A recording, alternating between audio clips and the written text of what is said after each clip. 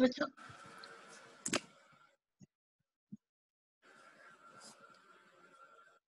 Introduction ये है आज का, आउटलाइंस मिसिंग है आज। है ये कि इंट्रोडक्शन ये है कि नी जॉइंट जो है लार्जेस्ट और मोस्ट कॉम्प्लिकेटेड जॉइंट है बॉडी का। है वैसे ये हिंज टाइप साइनोवियल जॉइंट जो नॉर्मली फ्लेक्शन और एक्सटेंशन अलाउ करता है, लेकिन यहाँ एक चीज डिफरेंट है कि यहाँ कुछ डिग्री मीडियल और लेटरल रोटेशन भी है। वजह यह है कि हिंज जॉइंट में वैसे ही होता है ना कि एक कनकेव कन्वेक्स सरफेस कनकेव में जाकर, ठीक है, कनकेव सरफेस कन्वेक्स के साथ जाकर जॉइंट बना रही होती है, लेकिन क्योंकि टिबियल कंडाइल प्रॉपरली कन्वेक्स नहीं है, ठीक है, और प्रॉपर हिंज जॉइंट नहीं है, इस वजह से यहाँ पर कुछ डिग्री मीडियल और लेटरल रोटेशन अलाउड है, ठीक है। अब ये बनता किस किस से है? ये पेटेला, फीमर और टिबिया तीनों बोन्स की आर्टिकुलेशन से बनता है। सॉरी, आउटलाइंस इसमें, अच्छा खैर, इंट्रोडक्शन की कि इसमें आर्टिकुलेटिंग सर्फेसिस को पढ़ेंगे, न्यूरोवेस्कुलर सप्लाई का सिर्फ जिक्र करेंगे कि क्या चीज़ सप्लाई करती है, डिटेल में हम सेपरेट लेक्चर में जाएंगे। उसके बाद इसके मेनिस्काई को डिस्कस करेंगे, बर्सा को, लिगामेंट्स और इसकी मूवमेंट्स को, और उसके बाद पॉकेटियल फोसा डिस्कस करेंगे, ठीक है, उसके बॉर्डर्स और कंटेंट्स। अच्छा, इस पिक्चर में नी जॉइंट दिखाया हुआ, आप ये देखिए कि इसके दरमियान में जॉइंट स्पेस कितनी ज्यादा है एज कम्पेयर टू बाकी जॉइंट्स जो अभी तक हमने पढ़े हैं। साइनोवियल जॉइंट्स ही ज्यादा पढ़ते हैं, ज़्यादा कैविटेटेड जॉइंट्स होते हैं, लेकिन इसकी जॉइंट स्पेस ज्यादा है, और इसकी जॉइंट स्पेस सबसे ज्यादा है जितने जॉइंट्स हम लोग साइनोवियल स्टडी करते हैं, ठीक है। फर्स्ट स्लाइड में सिर्फ बच्चे इंट्रोडक्शन था, मैंने ही बताया कि किस बोन्स के दरमियान जॉइंट बनता है, कुछ भी डिफरेंट नहीं था। इस पिक्चर में देखिए उन बोन्स का फ्रंट और बैक व्यू दिखाया गया जो कि ये जॉइंट बनाते हैं। जॉइंट स्पेस ज्यादा है बच्चे इसमें, ठीक है। ये देखिए फ्रंट व्यू देखिए तो ये इंटरकंडाइलाइट एमिनेंस है। जब मैंने टिबिया पढ़ाई थी तो बताया था कि मीडियल एंड लेटरल ट्यूबरकल्स कहते हैं इन दोनों प्रोमिनेंसेस को, ठीक है। ये कहाँ जाकर फिट होती है? इंटरकंडाइलर फोसा ऑफ फीमर में, ठीक है। ये जो जगह है पेटेलर सरफेस, यहाँ पर आगे पेटेला इंसर्ट होती है, ठीक है।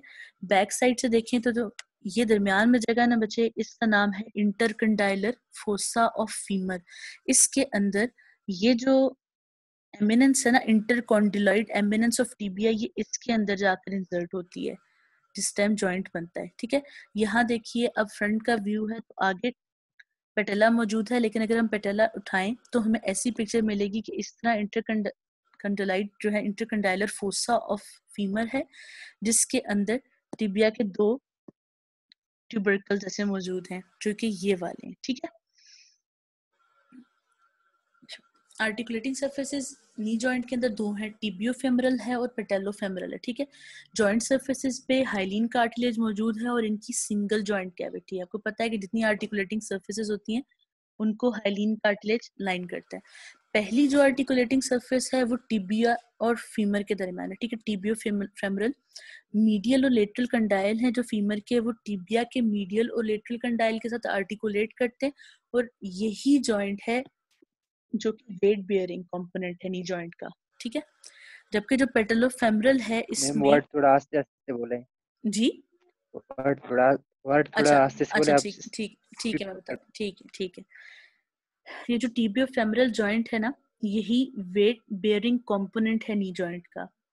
यानी कि हमने ये पढ़ा ना कि दो आर्टिकुलेशंस बन रही हैं, उनमें से जो टिबिया और फेमर वाली आर्टिकुलेशन है, वेट सारा उसने बेयर करना है, ठीक है, उसने वेट कैरी करना है, जबकि दूसरी जो आर्टिकुलेशन है वो मसल्स की एफिशिएंसी को बढ़ाएगी, जो पेटेला और फीमर के दरमियान है, ठीक है।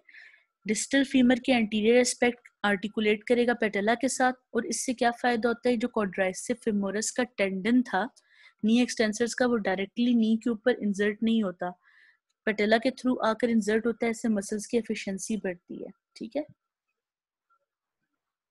अच्छा, अब पेटेला क्योंकि बनती और होती भी क्वाड्राइसेप फेमोरस टेंडन के अंदर है, तो ये फल्क्रम के तौर पर एक्ट करती है ताकि नी के एक्सटेंसर्स की पावर इंक्रीज करे, और उसके अलावा ये स्टेबलाइजिंग फैक्टर के तौर पर एक्ट करती है ताकि जो कंडाइल्स पे फ्रिक्शनल फोर्सेस लगनी है उससे प्रोटेक्ट किया जा सके। यानी कि अगर हम लेटरल व्यू की बात करें, ये अगर फीमर है, ठीक है, इसी के नीचे यहाँ पर टिबिया है, इसके आगे यहाँ पर पेटेला मौजूद है। जिस टाइम इसके ऊपर आकर ऐसे मसल्स इंसर्ट होते हैं और इसके थ्रू मूव करते हैं तो फ्रिक्शन कम होती है नीचे, ठीक है, और मसल का जो है टेंडन को लेंथ भी ज्यादा मिल जाती है अटैचमेंट के लिए, स्लाइड करने के लिए। इसकी निस्बत अगर यही टेंडन डायरेक्टली जाकर टिबिया पर अटैच होता तो शॉर्टनिंग भी होती और फ्रिक्शन भी ज्यादा होती, ठीक है।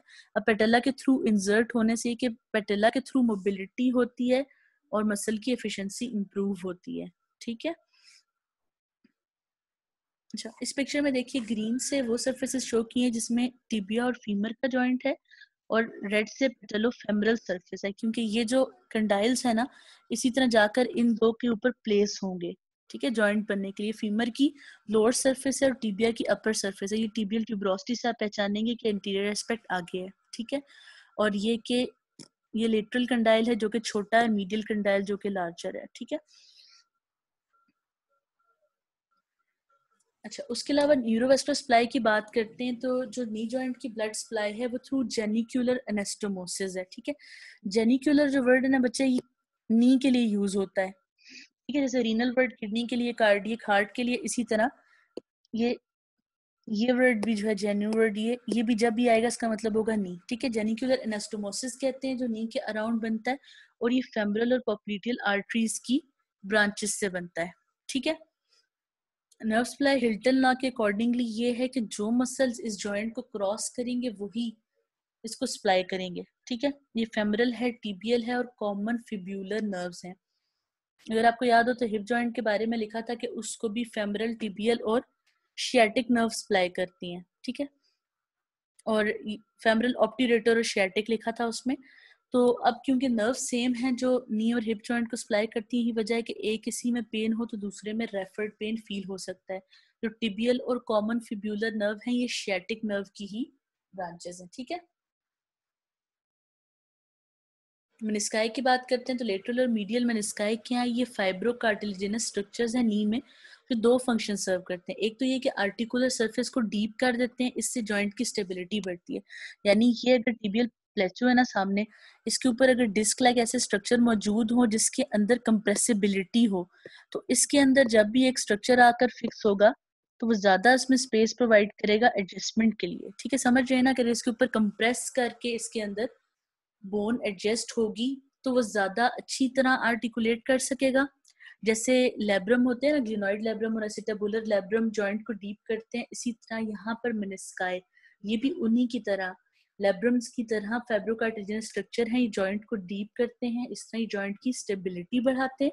दूसरी चीज ये करते हैं कि ये शॉक एब्जॉर्बर के तौर पर एक्ट करते हैं आर्टिकुलेटिंग सरफेस एरिया बनाकर। यानी कि अगर देखिए, अगर यहाँ पर ये टिबिया है, ये ऊपर फीमर है, कोई भी ट्रॉमा होता है अगर, या ऊपर से ट्रंक से नीचे की तरफ या नीचे से ऊपर की तरफ, अगर ये दोनों सरफेसेस करीब करीब आर्टिकुलेट कर रहे हैं तो इम्पैक्शन फौरन जाएगी।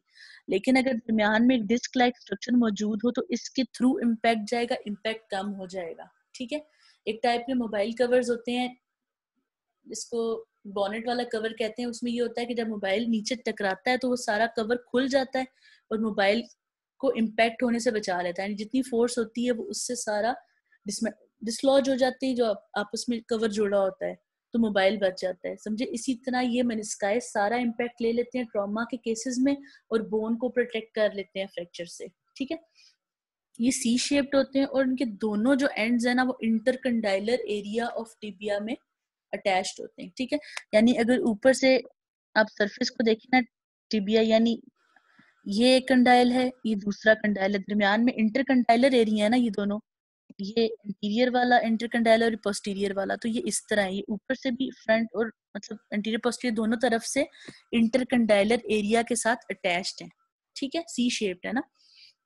अच्छा, इंटरकंडाइलर अटैचमेंट के अलावा जो मीडियल मेनिस्कस है, ये बच्चों इंपॉर्टेंट पॉइंट है, ये आगे क्लिनिकल में काम आएगा, इसलिए अपने ध्यान से सुनना है, ठीक है। इंटरकंडाइलर अटैचमेंट यानी जो ये वाली अटैचमेंट है, इसके अलावा जो मीडियल मेनिस्कस है वो टीबियल कोलेटरल लिगामेंट और जॉइंट कैप्सूल दोनों के साथ आर्टिकुलेट करता है या फिक्स्ड होता है, ठीक है।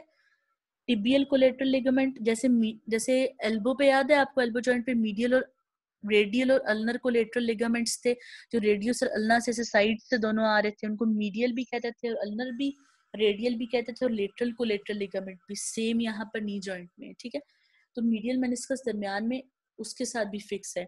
अब जब टीबियल कोलेटरल लिगामेंट को डैमेज होगा तो अक्सर मीडियल मेनिस्कस का भी टीयर हो जाता है।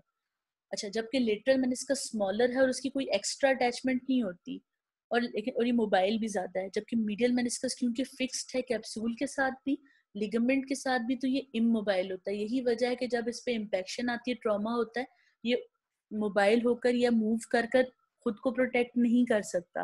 और सारा देखिए, जो भी आपकी तरफ कोई चीज अगर गिर रही है, आप अगर मूव नहीं करते तो वो आपको ज्यादा नुकसान देती है, इसकी निस्बत आप मूव करते हैं तो हो सकता है आपको इतना इम्पैक्ट ना करे। तो सेम चीज यहाँ पे मेनिस्काई के साथ हो रही है। मीडियल इमोबाइल है, वो ज्यादा इम्पैक्ट लेता है, लेटरल कंपैरेटिवली मोबाइल है, इसलिए लेस इम्पैक्ट लेता है जब भी कोई ट्रॉमा होता है। इस पिक्चर में देखिए बच्चों, ये लेटरल मेनिस्कस को पहले देखें, ठीक है। ये देखिए इसके दरमियान में, और ये जो कोलेटरल लिगामेंट है ना इसका, जो कि इसके केस में फिब्यूलर कोलेटरल या लेटरल कोलेटरल लिगामेंट है, इनके दरमियान में जगह है। जबकि आप जब मीडियल मेनिस्कस की बात करते हैं, देखें ये कैसे अटैच्ड है अपने रिस्पेक्टिव कोलेटरल लिगामेंट के साथ, और इसके अलावा इसके ऊपरी जॉइंट कैप्सूल भी आकर अटैच होता है, ठीक है। तो इस वजह से ये कंपैरेटिवली इमोबाइल है, ठीक है, जबकि लेटरल मेनिस्कस मोबाइल है।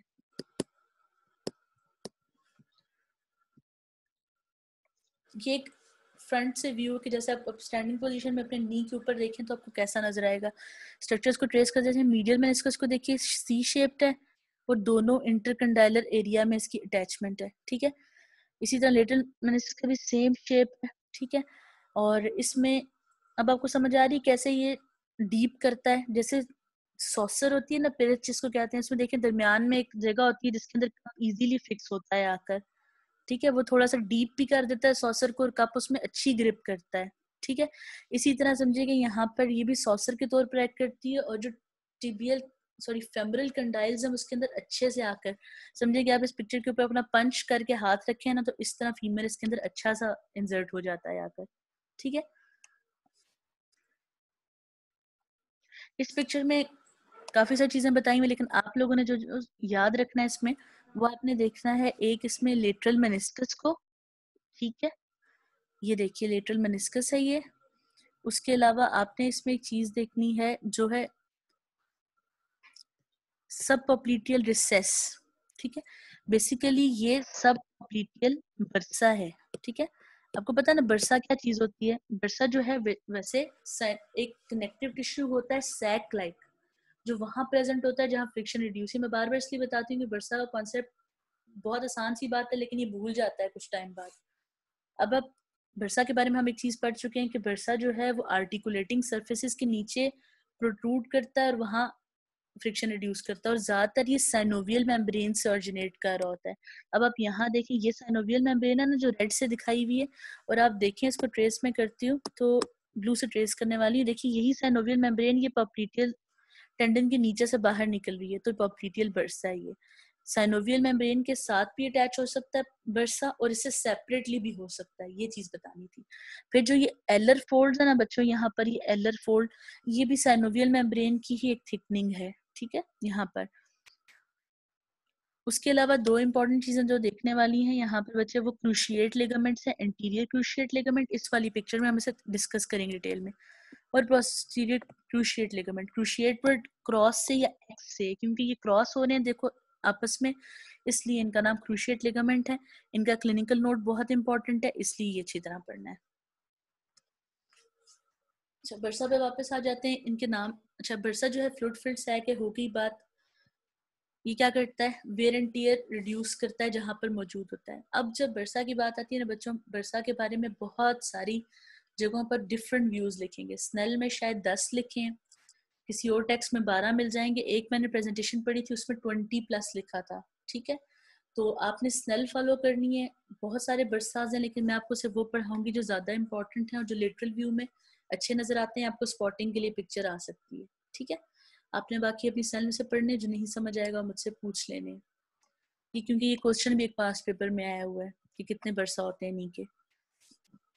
अच्छा, एंटीरियर बरसा की बात करते हैं, एंटीरियर पोस्टीरियर, क्योंकि बोन के हिसाब से सबसे पहला है सुप्रा पेटेलर बरसा। ठीक है, नाम से कि पेटेला से ऊपर है ये, तो ये कहाँ होना चाहिए? जो चले मैं यहाँ पे काम करती हूँ। अच्छा, पिक्चर है आगे। वैसे ये क्वाड्राइसेप फेमोरस और फीमर के दरमियान है जॉइंट। ऐसे ही है ना कि ये टिबिया है, फीमर है, पेटेला है। ठीक है, सुप्रा पेटेलर का मतलब है पेटेला से ऊपर, क्योंकि अब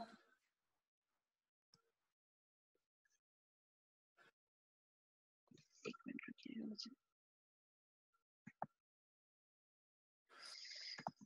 पेटेला से ऊपर नीचे ये देखिए इस तरह टेंडन्स अटैच्ड हैं।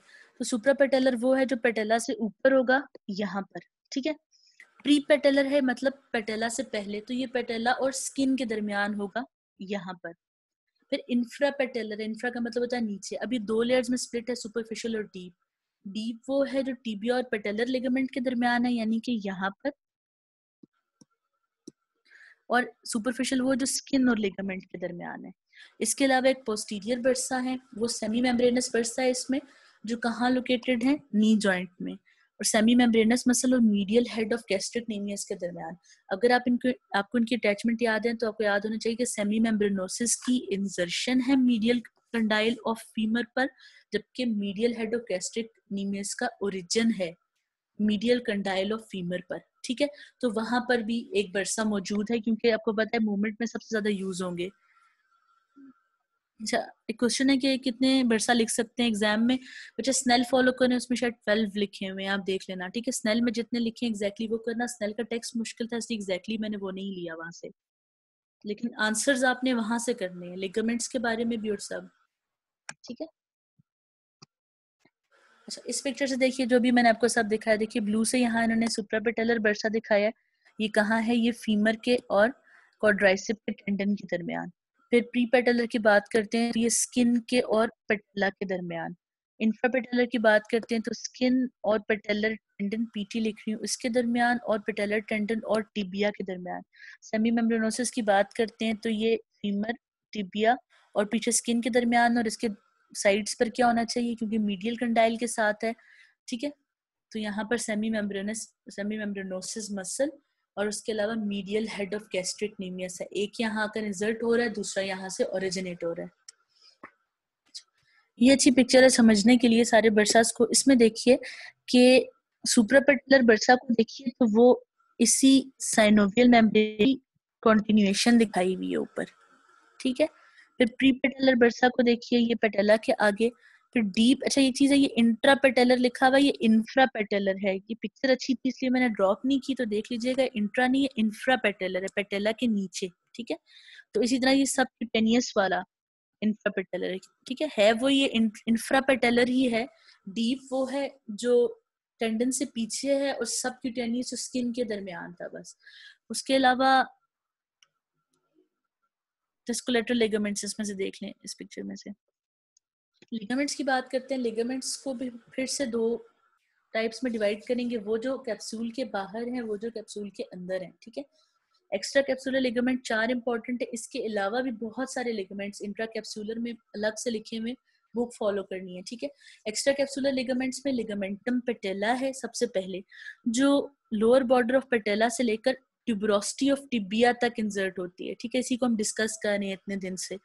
ये central portion of common tendon of quadriceps की कंटिन्यूएशन है। ठीक है, क्वाड्राइसेप टेंडन आकर पेटेला की बेस पर इंसर्ट होता है, फिर पेटेला की एपेक्स से कोर टेंडन के थ्रू वो टिबिया के साथ अटैच है, उसका नाम पेटेलर टेंडन है, या लिगामेंटम पेटेला है।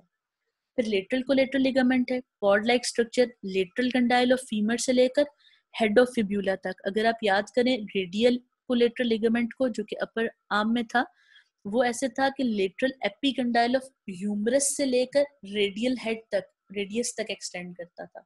ठीक है, यहीं पर ये चीज है यहाँ पर कि यहाँ का जो लेटरल कोलेटरल लिगामेंट है वो लेटरल कंडाइल ऑफ फीमर से लेकर हेड ऑफ फिब्यूला तक है। ठीक है, अब देखिए यहाँ एक बात लिखी है कि जो पॉप्लिटियस मसल का टेंडन है वो इस लिगामेंट और लेटरल मेनिस्कस के दरमियान इंटरवीन करता है। ठीक है, ये यहाँ क्यों लिखा है कि यहाँ लिगामेंट और ये बताने के लिए कि लिगामेंट और लेटरल मेनिस्कस अटैच नहीं है, दरमियान में एक टेंडन मौजूद है, क्योंकि मीडियल कोलेटरल मीडियल मेनिस्कस के साथ अटैच है। इसलिए इस पॉइंट को हाईलाइट करने के लिए कि ये वाला लिगामेंट, ये वाला मेनिस्कस अटैच नहीं है। इस पिक्चर में देखिए लिगामेंटम पेटेला शो किया हुआ है, ठीक है। ये ऊपर से जब आ रहा था तो ये क्वाड्राइसेप टेंडन था, क्यूटी लिखूंगी। अब ये क्या है, अब ये पेटेलर टेंडन है, क्योंकि पेटेला को जोड़ रहा है टिबिया के साथ। ये देखिए ये टिबियल ट्यूबरोसिटी थी, प्रोमिनेंस है जिस पर ये इंसर्ट हो रहा है। यहाँ पर लेटरल कोलेटरल लिगामेंट को देखिए, ये दरमियान में ये जो छोटा सा दिखाया हुआ है ना बच्चे, ये वाला ये पोप्लिटियस का टेंडन है जो इंटरवीन कर रहा है दरमियान में, ठीक है।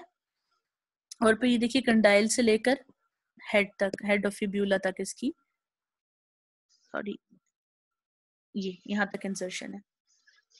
मीडियल कोलेटरल की बात करें तो ये बैंड लाइक है, लेटरल वाला कॉर्ड लाइक था, ठीक है। बैंड लाइक स्ट्रक्चर है, ऊपर मीडियल कंडाइल ऑफ फीमर के साथ अटैच है और नीचे medial surface of shaft of tibia के साथ, ठीक है, क्योंकि टिबिया में हेड नहीं है, शाफ्ट के साथ है ये। और ये मीडियल मेनिस्कस की एज के साथ बहुत फर्मली अटैच्ड है, ठीक है। ऑब्लिक पॉप्लिटियल लिगामेंट की बात करें तो ये सेमी मेम्ब्रेनोसिस मसल की टेंडिनस एक्सपेंशन है और ये posterior aspect of the capsule को स्ट्रेंथन करता है, ठीक है। Popliteal ligament oblique popliteal ligament है जो कि टेंडिनस एक्सपेंशन है सेमी मेम्ब्रेनोसिस मसल की, और ये पोस्टीरियर जॉइंट को स्ट्रेंथन करता है। इस पिक्चर में देखिए, यहाँ देखिए कि यहाँ कोई भी गैप नहीं, कोई स्ट्रक्चर नहीं है। भी तो इन्होंने यहाँ लाइन से ये कैप्सूल दिखाया हुआ है ना, अगर ये ना हो तो नीचे इस तरह करके मेनिस्कस के साथ ये अटैच है। फिर ऑब्लिक पॉप्लिटियल देखिए, ये कंडाइल से होता हुआ आ रहा है और स्ट्रेंथन कर रहा है पोस्टीरियर साइड को। इस पिक्चर में सारे लिगामेंट्स क्लियर हो जाएंगे आपको, देखते जाइए कि क्या क्या स्ट्रेंथ। ये आ गया क्वाड्राइसेप का, ये आ गया पेटेलर टेंडन। इस साइड पर एल्यूटिबियल ट्रैक जिस साइड है तो वो कौन सी साइड होगी, वो लेटरल साइड होगी, ठीक है, क्योंकि एल्यूटिबियल ट्रैक लेटरल साइड पर होता है और ये भी एक स्ट्रेंथ प्रोवाइड करता है। अगर आप इसको याद रखेंगे ना इस वाली अटैचमेंट को, फिर मैं आपको एक और पॉइंट बताऊंगी कि किस तरह ये लेटरल साइड पर अटैच है। आपको पता है ना कहाँ से आ रहा है, ये आइलियक क्रेस्ट से आ रहा है, इसके ऊपर ग्लूटियस मैक्सिमस की भी इंसर्शन है, इस पे टेंसर फेशियल लेटा की भी इंसर्शन है, ठीक है। अच्छा दूसरी तरफ देखिए मीडियल साइड, तो ये बैंड की तरह है, देखिए ये, जबकि लेटरल कोलेटरल जो था वो कॉर्ड की तरह था, जबकि मीडियल या टिबियल कोलेटरल बैंड की तरह है, ये ज्यादा फ्लैट है, ठीक है। और ये देखिए कैप्सूल से अटैचमेंट के बारे में लिखा हुआ है इसका। और आपको याद है मैंने आपको बताया था कि मीडियल कंडाइल पे 3 इंसर्शन है, सबसे आगे सार्टोरियस है, फिर ग्रेसिलस है, फिर सेमी टेंडिनोसिस है, ठीक है। सार्टोरियस एंटीरियर कंपार्टमेंट का मसल है, ग्रासिलस मीडियल कंपार्टमेंट का है और सेमी टेंडिनोसिस पोस्टीरियर कंपार्टमेंट का। ये तीनों आकर मीडियल कंडाइल पर इकट्ठे इंसर्ट हो जाते हैं।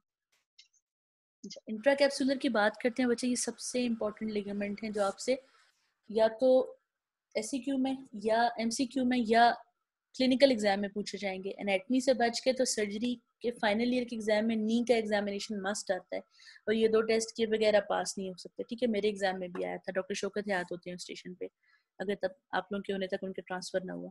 अच्छा खैर, इंट्राकैप्सुलर लिगामेंट्स की बात करते हैं। क्रूशिएट लिगामेंट आपको बताया था, क्रूशिएट कहने की वजह इनका क्रॉस में होना है। 2 लिगामेंट्स हैं जो फीमर और टिबिया को कनेक्ट करते हैं और ये कनेक्शन करने के दौरान में ये एक दूसरे को क्रॉस करते हैं, तभी इनका नाम क्रूशिएट है, जो कि लैटिन वर्ड है क्रॉस के लिए। एंटीरियर क्रूशिएट लिगामेंट और पोस्टीरियर क्रूशिएट लिगामेंट, बच्चों ये जो एंटीरियर पोस्टीरियर कहना है ना, ये इनकी टिबियल अटैचमेंट के हिसाब से है, टिबिया पे ही आगे आ रहे हैं या फीमर पे, ठीक है। फीमर पे क्योंकि इन्होंने पीछे जाकर अटैच होना, ये क्रॉस में इंसर्टेड है, एंटीरियर से बैकवर्ड जाता है अटैच होने के लिए।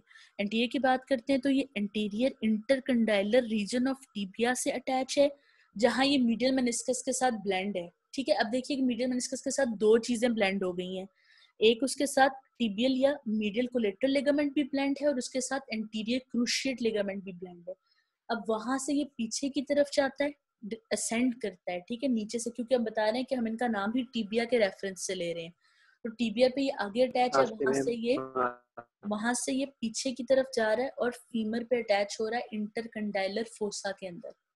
ये करता क्या है, ये एंटीरियर डिसलोकेशन को प्रिवेंट करता है टिबिया की ऑन टू फीमर, क्योंकि मूवमेंट कैसे होनी है, फीमर तो जाहिर है ऊपर अटैच है ना हिप जॉइंट के साथ, नीचे से टिबिया है ना जिसकी कोई और सपोर्ट नहीं है, तो टिबिया ऐसे रगड़ खाकर आगे या पीछे मूव कर सकती है जब ज्यादा फोर्स लगे। तो आगे वाली मूवमेंट को जो प्रिवेंट करता है उसका नाम एंटीरियर क्रूशिएट लिगामेंट है, और जो पीछे वाली को प्रिवेंट करता है उसका नाम पोस्टीरियर क्रूशिएट लिगामेंट है। ठीक है, तो एंटीरियर से याद रखना है कि अटैचमेंट की बेस या जिस पे नाम रखा जाता है वो टिबिया से है, फीमर में ये पीछे जाके इंसर्ट होगा।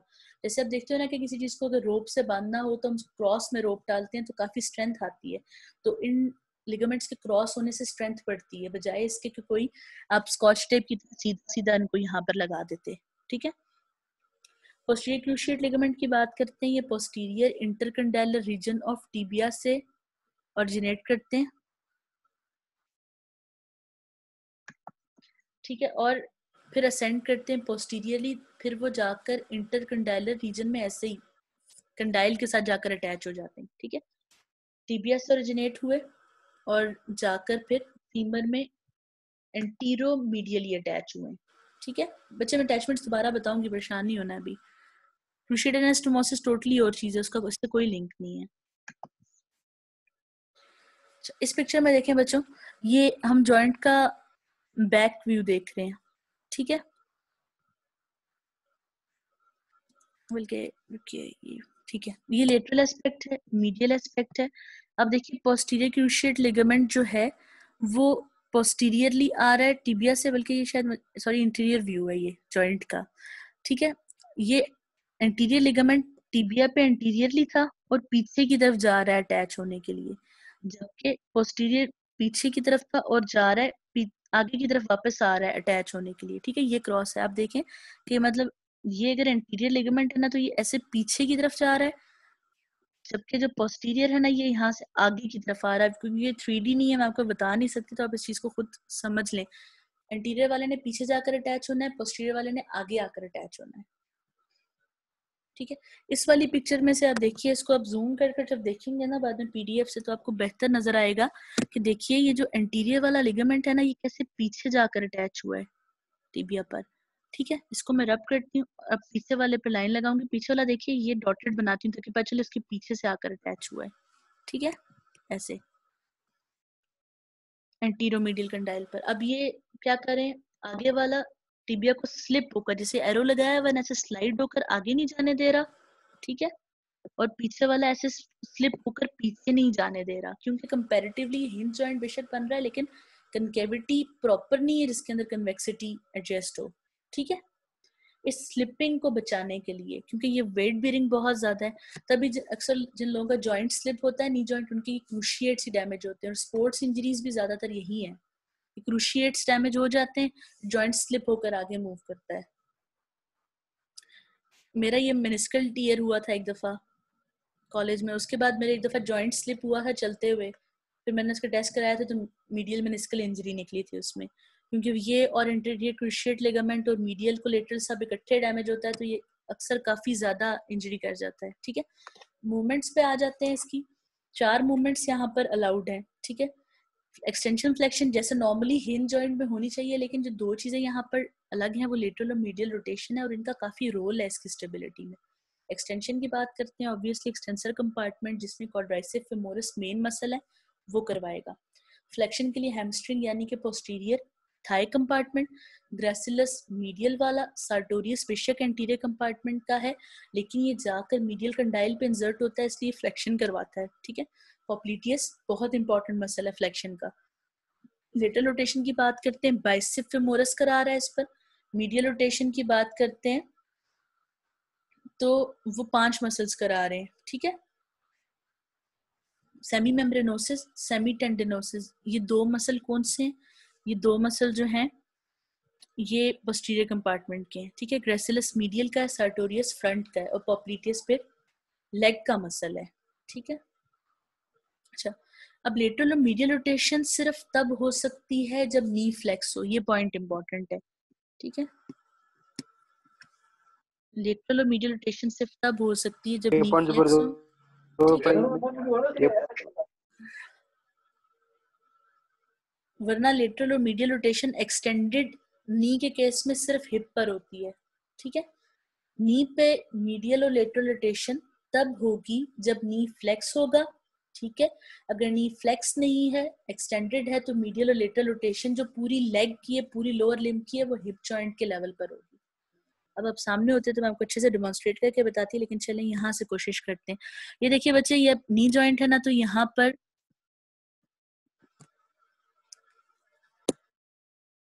फ्लेक्शन है पीछे की तरफ और एक्सटेंशन है आगे की तरफ, या स्ट्रेट लेग को आप एक्सटेंशन कह सकते हैं। मीडियल और लेटरल रोटेशन की बात करते हैं तो पहले नी को फ्लेक्स करना है, उसके बाद जब आप पाँव अंदर की तरफ अपना मोड़ेंगे ना, ये ऐसे, तो यहाँ पर भी बोन थोड़ी सी मीडियली रोटेट करेगी, ठीक है। और यहाँ पर मोड़ेंगे तो लेटरली ना। आप स्ट्रेट लेग से जैसे करते हैं तो फिर आपको पता है ना कि फिर हिप जॉइंट पे मीडियल और लेटरल रोटेशन होती है, ठीक है। उसको करवाने के लिए क्या करना है, उस टाइम फिर नी पे फ्लेक्शन करके फिर मूव करना है, ठीक है। नी पे जो फ्लेक्शन है ना बच्चे, वो उस तरह आप प्रॉपरली डिमॉन्स्ट्रेट नहीं कर सकते जैसे आप लेग को मूव करके करवाते हो, ठीक है। ये बोन्स की बहुत माइनर सी 5 डिग्री लिखा हुआ है कुछ जगह पर, इतनी सी सिर्फ मीडियल रोटेशन होती है, वो इसकी स्टेबिलिटी का काम करती है, ठीक है। और उसी को बाद में फिर रिवर्स करते हैं ताकि फ्लेक्शन से एक्सटेंशन की जा सके। तो जो प्रॉपर मीडियल और लेटरल रोटेशन है ना लोअर लिम्ब की, वो हिप जॉइंट पर ही है, ठीक है। ये बात याद रखिएगा। अच्छा, ये एक पॉइंट है बच्चे, locking and unlocking of knee joint. ये पॉइंट जो है ये स्नेल के अंदर नहीं लिखा हुआ, लेकिन इसका क्वेश्चन आता है और इसका एमसीक्यू आता है कि अनलॉकिंग ऑफ नी जॉइंट का की मसल क्या है, ठीक है। ये वाहिद एक टॉपिक है जो BD84 से पढ़ने के मैं आपको अलाउ करूंगी कि ये पढ़ लें, इससे मैं आपको मना नहीं करती, बाकी कुछ नहीं पढ़ना आपने वहां से, कोई अच्छी बुक नहीं है, ठीक है। Locking and unlocking of knee joint की बात करते हैं तो जब नी फुल एक्सटेंशन में होता है ना बच्चों, तो फीमर हमारी स्लाइटली मीडियली रोटेट करती है टीबिया के ऊपर, और जॉइंट जो है वो लॉक हो जाए, ताकि जैसे आप अक्सर क्लिप्स वाली चीजें होती है ना, लीगोस फिक्स हो जाते हैं और डोर नॉब्स होती है जो आप एक पोजीशन में करो तो वो क्लिप की तरह फिक्स हो जाते हैं। होपफुली आप मेरी बात समझ रहे होंगे, अगर आप मेरे सामने होते मैं आपको हाथ से डेमोन्स्ट्रेट करके बताती। आप ऐसे करें ना, काम करें, दोनों हैंड से फिस्ट बनाएं, ठीक है। एक लेफ्ट हैंड को नीचे रखें, राइट को उसके ऊपर सीधा लाकर ऊपर रखें। तो अब जब ये एक्सटेंडेड पोजीशन में जाना है ना, तो राइट हैंड को थोड़ा सा मिडली रोटेट करें तो आप देखेंगे कि अच्छा फिक्स हो जाएंगे। जो नकल्स है ना, एक ऊपर एक नीचे फिक्स हो जाता है एक दूसरे के, ठीक है। तो इस तरह करके लॉकिंग होती है, जिससे क्या फायदा होता है, स्टेबिलिटी आती है। यानी कि अगर ये देखिए, ये फीमर है ना, ये टिबिया है, जब फुल एक्सटेंशन है ना, तो नी अगर थोड़ा सा फीमर ऐसे हो जाए तो ये इसके साथ ज्यादा अच्छा फिक्स करता है आकर, ठीक है। वरना दो रफ सर्फेसेस आ जाती हैं तो इतना अच्छा फिक्स नहीं करता ना, तो अगर ये थोड़ा सा और मीडियल मुड़ जाए तो ये इसके अंदर अच्छा फिक्स करेगा ज्यादा। तो इस तरह क्या फायदा होता है, आप जब खड़े होते हो तो नी आपका लॉक होता है और आप डगमगाते नहीं हो। जब आप वेट बेयर करते हो ना अपना, तो लड़खड़ाते नहीं हो, नी जॉइंट आपका कह लो कि शेक नहीं करता, ठीक है। तो अब पोप्लिटियस को की मसल कहते हैं अनलॉकिंग में, क्योंकि अब इसी मूवमेंट को जब आपने रिवर्स करना है, यानी कि एक्सटेंडेड और लॉक से आपने फ्लेक्स्ड या अनलॉक पोजीशन में जाना है, तो पोप्लिटियस मसल फ्लेक्शन शुरू कराने के लिए इसी फीमर को वापस थोड़ा सा लेटरली रोटेट करेगा, ठीक है, ताकि अब फ्लेक्शन शुरू हो सके। आपने लॉक देखा है ना, जो इस तरह का लॉक होता है डोर का, इस तरह की नॉब होती है छोटी सी, आप इसको रोटेट करते हो लेफ्ट राइट लॉक करने के लिए, लेफ्ट पे करते हो लॉक हो जाता है, राइट पे करते हो अनलॉक हो जाता है। इसी तरह समझे यहाँ बोन्स का है, मीडियली रोटेट करोगे ना लॉक हो जाएगा, ठीक है। वापस लेटरली रोटेट करोगे अनलॉक हो जाएगा। अब लेटरली रोटेट कौन सा मसल कराता है, वो पोप्लिटियस शुरू कराता है। वैसे तो बहुत सारे फ्लेक्सर्स है ना, फ्लेक्सर्स बहुत सारे हैं, लेकिन जो ये वाली अनलॉकिंग वाली मूवमेंट है ना, ये पोप्लिटियस शुरू करवाता है, ठीक है। इसलिए इसको की मसल कहते हैं। यही जो और लिख के लिखा है, यही नीचे दूसरा टेक्स्ट है, ताकि आपको इनमें से जो भी याद हो जाए आप याद कर लें, SCQ लिखने के लिए काफी है, ठीक है।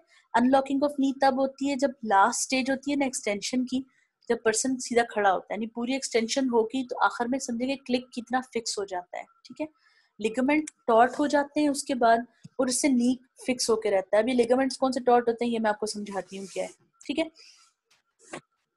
आप समझें कि एक बंदा है, इसको थोड़ा ऊपर ड्रॉ करते हैं ताकि बना सकूं।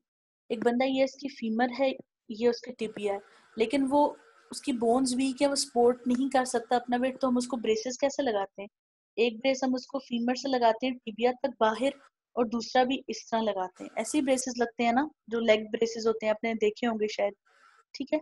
तो इसी तरह अगर लिगामेंट्स अटैच हैं, हम तो वो क्या कर रहे होते हैं ब्रेसेस, वो नी जॉइंट पे फ्लेक्शन नहीं होने दे रहे होते, ताकि जॉइंट उसका लटकाए नहीं और स्ट्रेट टांग एक बार में उठा सके और क्रचेस या जिसको बैसाखी कहते हैं उसकी मदद से चला जा सके।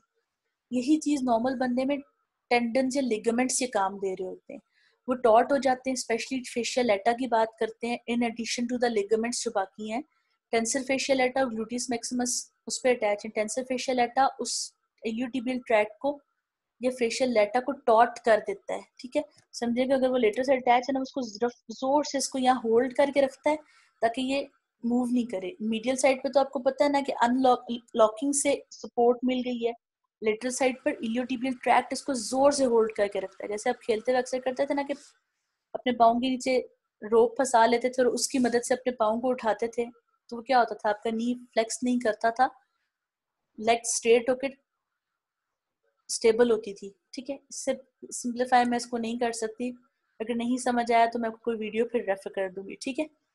तो इस तरह करके स्टेबिलिटी प्रोवाइड कर रहा होता है, ठीक हो गया। इस पिक्चर में थोड़ा सा शो करने की कोशिश की कि मीडियली रोटेट करेगा एक्सटेंडेड पोजीशन में और वापस लेटरली रोटेट करेगा फ्लेक्स आने में, ठीक है।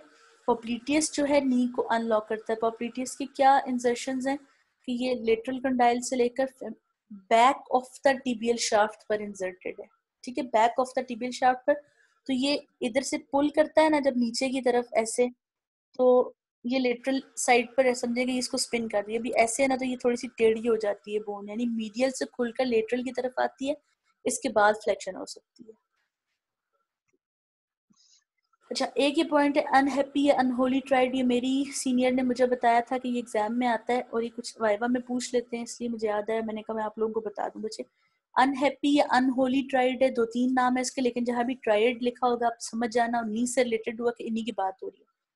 Anterior cruciate ligament, medial collateral ligament यानी टिबिया वाला, और मीडियल मेनिस्कस, इनकी अक्सर इंजरी इकट्ठे होती है। आपको पता है तीनों कनेक्टेड है ना आपस में, तो अक्सर इनकी इंजरी इकट्ठे हो जाती है, इसलिए इनको कहते हैं अनहैप्पी ट्रायड, ठीक है। ये अनहैप्पी रहते हैं, ज्यादातर स्पोर्ट्स इंजरी में ये तीनों इकट्ठे डैमेज हो जाते हैं, ठीक है। तो इसको याद रखिएगा कि अनहैप्पी ट्रायड के कौन से कंपोनेंट्स हैं। ये देखिए यहाँ पर, यहाँ से सबसे पहले क्या रप्चर हुआ, मीडियल कोलेटरल लिगामेंट या टिबियल कोलेटरल लिगामेंट, उसके बाद यहाँ से मीडियल मेनिस्कस इंजर हो गया, और ये देखिए यहाँ पर इंटीरियर क्रूशिएट लिगामेंट भी रप्चर हो गया, इसलिए इसको अनहैप्पी ट्रायड कहा है, ठीक है। पॉप्लिटेल फोसा पे आ जाते हैं। डायमंड शेप फोसा है, एरिया है सॉरी, जो पोस्टीरियर एस्पेक्ट ऑफ नी पे है, और एल्बो में ऐसा ही एंटीरियर एस्पेक्ट ऑफ एल्बो पे क्यूबिटल फोसा था, और यहाँ ये भी एक कंडुइट या रास्ता है जिससे स्ट्रक्चर्स थाई से लेग में जाते हैं। क्यूबिटल फोसा में भी ऐसे ही था ना, स्ट्रक्चर्स मूव कर रहे थे उसके नीचे से, और वो एक इजी अप्रोच थी स्ट्रक्चर्स की तरफ। पॉप्लिटेल फोसा डायमंड शेप है, तो उसके 4 बॉर्डर्स हैं, ठीक है, चारों उसी कंपार्टमेंट में जहाँ ये है वहाँ के मसल्स बनाते हैं, और ये बहुत आसान है याद रखना, ठीक है। तो क्योंकि डायमंड हम कैसे बनाते हैं, ये ऐसे डायमंड बनाते हैं ना शेप, तो सुपीरो मीडियल बॉर्डर है SM, स्पीरो लेटरल बॉर्डर है, ठीक है, इन्फीरो मीडियल है, इन्फीरो लेटरल है। सेमी मेम्ब्रेनोसिस और बाइसेप फेमोरस, ये दोनों पोस्टीरियर कंपार्टमेंट के मसल्स हैं। बाइसेप ज्यादा लेटरली अटैच होता है, सेमी मेम्ब्रेनोसिस मीडियल कंडाइल पर अटैच होता है। इन्फीरोमीडियल पे एक साइड पे गैस्ट्रिक नीमियस का एक हेड मीडियल वाला, एक साइड पे लेटरल वाला। फ्लोर इसका बना रहे हैं जो यहाँ पर मसल है, जॉइंट कैप्सूल है नी का, ठीक है, पॉप्लिटियस मसल है, फीमर है, आपको पता है कि जो जॉइंट के स्ट्रक्चर्स हैं सारे। रूफ जो है वो 2 लेयर्स से बना रहे हैं, ठीक है, पॉप्लिटियल फेशिया है और स्किन है, जबकि अब याद करें तो क्यूबिटल फोसा में बाइसेपिटल एपोनेरोसिस था, इक्विवेलेंट नहीं है लेकिन वहां भी एक फेशिया मौजूद था, ठीक है। और जो पॉप्लिटियल फेशिया है वो फेशिया लेटा के साथ ही कंटिन्यूअस है, तकरीबन एब्डोमेन और थाई का सारा फेशिया लेग का कंटिन्यूअस है। इस पिक्चर में देखिए इसकी बाउंड्री कितनी आसान है, देखिए यहाँ मैं दरमियान में डायमंड बनाती हूँ इसका, ये देखेंगे 4 बॉर्डर, लेटरल साइड है, मीडियल साइड है, ठीक हो गया। Bicep femoris superolateral, semimembranosus superomedial, inferomedial gastrocnemius का मीडियल हेड और इन्फीरो लेटरल गैस्ट्रिक नीमियस का लेटरल हेड। कंटेंट्स इसके अंदर क्या है, अच्छा, आपको एक बात तो देखिए, लिखा है पॉप्लिटियल आर्टरी, पॉप्लिटियल वेन। अब हम थोड़ा सा रिवाइंड जाते हैं। हमने पढ़ा था कि फेमरल ट्रायंगल के अंदर स्ट्रक्चर्स होते हैं, फेमरल आर्टरी और फेमरल वेन। फेमरल ट्रायंगल की एपेक्स से एडक्टर कैनाल शुरू होती है, जो कि एडक्टर हाइटस के अंदर जाकर ओपन होती है। वो क्या था? वो एडक्टर मैग्नस मसल के अंदर ओपनिंग थी। वहां से जब वो एग्जिट करते हैं तो वो पॉप्लिटियल वेसल्स कहलाते हैं। याद है आप लोगों को ये बात? तो यही जो कंडुइट था ना, जो रास्ता था, वो आकर इधर ही पॉप्लिटियल फोसा में खुला था। ठीक है, थोड़ा सा उसके प्रॉक्सिमल था एडक्टर हाइटस। वहां से वेसल पॉप्लिटियल फोसा के अंदर आती है, तभी अब इन्हीं फेमरल वाली वेसल्स का नाम अब पॉप्लिटियल है। ठीक है, दो वो आ गई, वेन और आर्टरी। उसके अलावा टिबियल नर्व है और कॉमन फिब्यूलर नर्व है, ये दोनों शियाटिक की ब्रांचेस हैं। ठीक है, एक चीज डिफरेंट है कि ये पोस्टीरियर थाई से एक स्ट्रक्चर आ रहा है, दो स्ट्रक्चर एंटीरियर थाई से होते हुए आ रहे थे थ्रू कंडुइट या एडक्टर कैनाल, और दो स्ट्रक्चर वो पोस्टीरियर थाई से ही डिसेंड कर रहे हैं इस रास्ते से। टिबियल और कॉमन फिबुलर नर्व सबसे सुपरफिशियल कंटेंट्स हैं इसके, और शियाटिक नर्व की ब्रांचेस हैं। ठीक है, और ये बाइसेप फेमोरस के टेंडन के साथ साथ ट्रेवल करते हैं, इसका मतलब ये ज्यादा लिटरली लाई कर रहे हैं। स्मॉल सेफनस वेन यहीं पर पॉप्लिटियल फेशिया को पिरस करके अंदर आती है और पॉप्लिटियल वेन के अंदर एम्प्टी करती है। ठीक है, फिर पॉप्लिटियल फेशिया के फोसा के अंदर डीपेस्ट स्ट्रक्चर पॉप्लिटियल आर्टरी है, जैसे क्यूबिटल में ब्रेकियल आर्टरी डीपेस्ट थी। ठीक है, और ये फेमरल आर्टरी की कंटिन्यूएशन है लेग की मेन ब्लड सप्लाई। इस वाली पिक्चर में देखिए तो ये देखिए लेटरल साइड है, ये मीडियल साइड है। मीडियल मोस्ट स्ट्रक्चर क्या है इसका? पॉप्लिटियल आर्टरी, फिर पॉप्लिटियल वेन, फिर पॉप्लिटियल नर्व और फिर कॉमन फिब्रिलर नर्व। ठीक है, ये जो दो स्ट्रक्चर है ये बीच में होते हुए एडक्टर हाइटस से, ठीक है, एडक्टर हाइटस लिखूंगी, इसमें से आ रहे थे, जो ऊपर से फेमरल ट्रायंगल से कंटिन्यूअस था। जबकि ये दो नर्व्स हैं ये पोस्टीरियर थाई में से डिसेंड करेंगे। जब हम इनका पाथवे पढ़ेंगे तो इंशाल्लाह इस पॉइंट को दोबारा डिस्कस करेंगे।